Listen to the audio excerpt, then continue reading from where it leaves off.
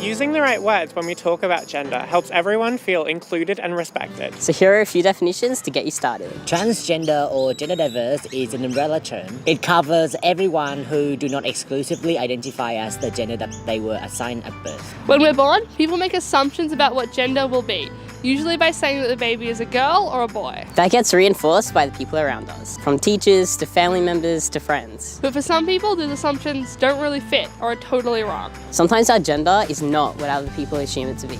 That's called being transgender or gender diverse. Cisgender or cis is another way to say not trans or gender diverse. If you do exclusively identify with the gender you were assigned at birth, Then you're cisgender. Non-binary is also another umbrella term. It covers anyone who isn't just a woman or just a man.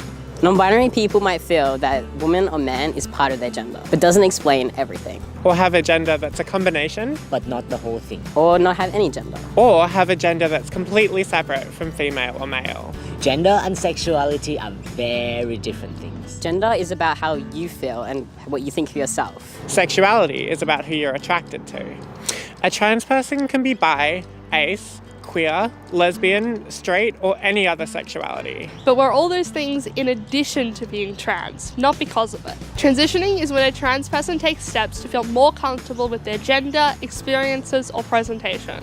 You might also hear it called gender affirmation. Because we are affirming our gender within ourselves. No two transitions are the same. There are lots of things trans people might choose to do. But there's no one path that everyone follows. It's not about trying to pass or look like a cis person. It's about doing what we need to feel comfortable and authentically express ourselves. For me, transitioning started with me changing my name and going by he, him pronouns. Later, I started hormone replacement therapy and I had top surgery. I also changed my name and pursued hormones. Telling my schools that I'm trans and that it's really important that they support me. Telling people to use different language for me, but I decided that surgery wasn't right for me. Loving sport. Being involved in local sports teams can be great. It's an awesome way to meet new people and be part of our community. Unfortunately, not everyone gets to have those experiences. I was in high school and I told my counselor that I'm trans and that I want to play on the boys' team. She then spoke to the school principal and the school principal's response was, he will never let me play on the boys' team because I'm not. How ridiculous is that? Barriers. Transgender diverse people have to deal with a lot of barriers that cis people don't have to. A lot of sporting clubs have teams for women and men, and that's it. Being non-binary can mean not having anywhere to go at all. That really sucks. It can feel like your community doesn't really care about you at all. And a lot of these teams make assumptions about what these people's bodies will be like. They assume that women and men can be split into two easy groups. And each group will have the same hormones, height, body types, and skills. But these stereotypes are totally wrong. They completely ignore how amazingly diverse our world is, and that's especially hard for trans people. There's a lot of natural variation in everyone's hormone levels, including cis people. We don't test cis people's hormone levels before letting them join the team. But we shouldn't do it to trans people either. Everyone should be able to play for a team that fits their identity, including trans people. Genetics, experience, skills, and even just how much someone practices all influence how well they play. Assuming that someone being trans or gender diverse will be the biggest influence is just plain wrong. Social attitudes can be really exclusive too, If people are making transphobic comments, Or using gendered insults. even if they're not directed at a trans person. it can be really hostile. Not respecting people's privacy is another big problem. Some trans people are really comfortable about being out, and will talk about being trans really openly. Like us in this video, but not everyone will. Some trans people aren't comfortable being out, and that should be respected. Some trans people might only want a couple of people to know, or might only feel safe telling people after they know them pretty well. Trans people are often forced to tell everyone before we're ready. And we are expected to share really personal details. Asking someone about their genitals or medical history is not appropriate. Being inclusive. There are lots of ways to make sporting clubs more inclusive for trans or gender diverse people.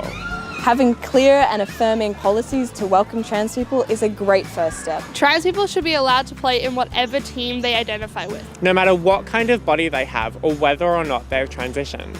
Having gender-neutral teams available for everyone to play in is another great step. It means that everyone has a place to play. Having that policy in place at the start is a great way to let trans people know that you don't discriminate. Having trans and gender diverse people involved at every level makes it way easier to create an inclusive space. This includes players, coaches, boards, and committees. Train your coaches and other staff so they know how to support a trans player. And educate your team so they know how to support a transgender teammate. Don't make assumptions about anyone's identity.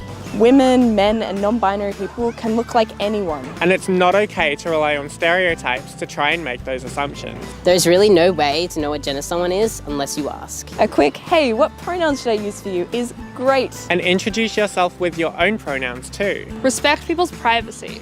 Think carefully about how appropriate a question is before you ask it. And if anyone does choose to come out to you, doesn't mean that they are out to everyone. Being a welcoming club means welcoming everyone, including trans people. Inclusion is not optional. No one should have to fight to join in.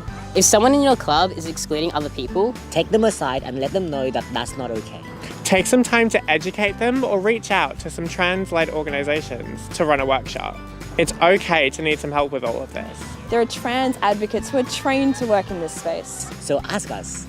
Just don't put the burden on the person who wants to join your team. Being an advocate can be awesome, but it shouldn't be compulsory for every trans person.